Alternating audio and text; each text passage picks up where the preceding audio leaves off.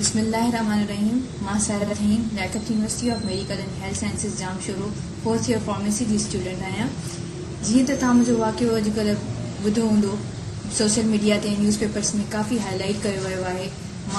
मुंहिंजे वीडियो जो मेन मक़सदु ठाहिण जो इहो आहे त मां हिकु बाशऊर अवाम खां इहो सुवाल थी पुछणु चाहियां, हिकु छोकिरी जेकॾहिं का सुसाइड थी करे ऐं उहा पंहिंजी ज़िंदगी विञाए थी वेहे त उनखे इंसाफ़ ॾियण लाइ सॼी दुनिया उथी थी पवे, उनजे इंसाफ़ उनजो आवाज़ थी बणिजे।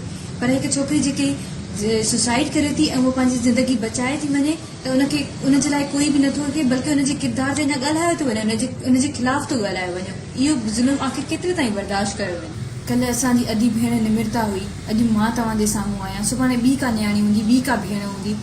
आख़िर असां इहो ज़ुल्म केतिरे ताईं बर्दाश्त कंदासीं?